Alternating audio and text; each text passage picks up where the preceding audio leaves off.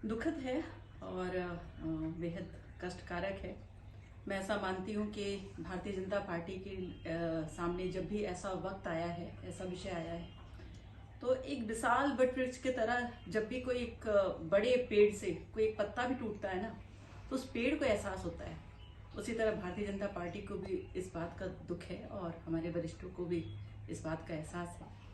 मुझे नहीं पता उन्होंने किस परिस्थितियों में ये निर्णय लिया,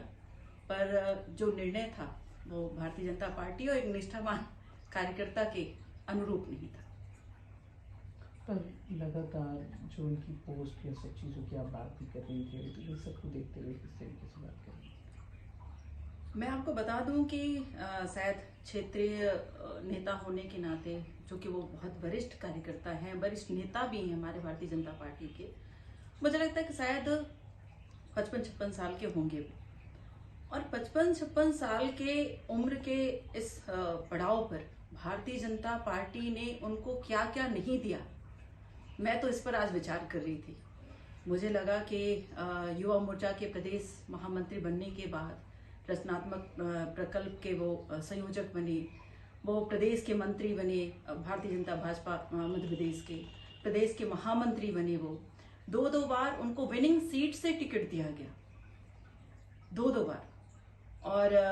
उनको राज्यसभा सांसद बनाया गया। तो मैं जब विचार करती हूँ तो मुझे लगता है क्या नहीं दिया गया, और सम्मान तो इतना भारतीय जनता पार्टी में दिया गया जिसके लिए शायद वो एहसानमंद होना तो दूर की बात है, शायद वो सोच भी नहीं सकते कि भारतीय जनता पार्टी के कारण एक व्यक्ति का अस्तित्व और व्यक्तित्व किस तरह से निखर कर आता है। इस वक्त में ऐसा निर्णय लेना कि जिस वक्त में एक राष्ट्रवादी नेतृत्व एक बड़े यज्ञ के लिए, जो विश्व के मंगल कामना के यज्ञ के लिए आगे बढ़ रहे हों, उसमें तो हर कोई अपना दल छोड़कर जिसकी रीति नीति से वो सहमत नहीं है, वो हमारे इस परिवार में शामिल हो रहा है। वो मोदी का परिवार बनना चाह रहा है, वो इस यज्ञ में आहुति देना चाह रहा है। और मुझे दुख है इस बात का कि वो इस आहुति से अपने आप को वंचित रख रहे हैं। उन्हें किस बात का दुख है ये मैं कह नहीं पा रही हूँ, मतलब मैं आपसे बयान नहीं कर पा रही हूँ। पर मुझे ऐसा लगता है कि विकासवादी सोच के इस विचारधारा से जो आदरणीय नरेंद्र भाई मोदी जी के नेतृत्व में बह चुकी है और चल पड़ी है, इससे शायद वो अपने आप को सहमत नहीं करते हैं। और आज का ये इस्तीफा देना और पार्टी से अपने आप को अलग करना कहीं ना कहीं ये बताता है कि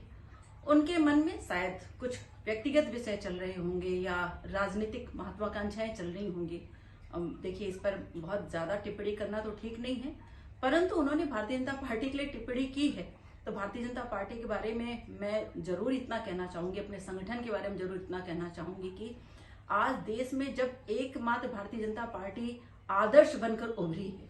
उसका नेतृत्व आदर्श बनकर उभरा है। आदरणीय नरेंद्र भाई मोदी जी के नेतृत्व में जब हमारा पूरा देश विश्वव्यापी एक लोकतंत्र का महापर्व मनाने के लिए आगे निकल गया है, जब हम बहनों को आवाज दे रहे हैं, बहनों को गैस चूल्हा दे रहे हैं, जब हम धारा 370 और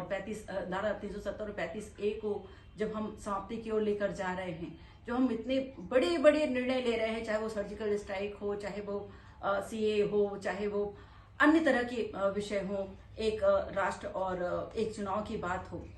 ऐसे बड़े आंदोलन में, ऐसे बड़ी क्रांति में कोई अगर स्वयं की इच्छा की पूर्ति ना हो पाए सिर्फ इस कारण से दल को छोड़कर चला जाए और उस नेतृत्व का साथ ना दे, जो नेतृत्व भारत माता की सेवा के लिए और सर्वस्व अपना न्यौछावर कर दिया, तो निश्चित रूप से ये प्रश्नवाचक विषय है। और मुझे फिर से मैं कहूँगी, मुझे बहुत कष्ट है इस बात का कि वो इस सुंदर अभियान में भारत माता की सेवा के इस राह पर वो अपने आप को अलग कर रहे हैं। कर रखिएगा। हाँ, अब वो दूसरा कर लेते हैं।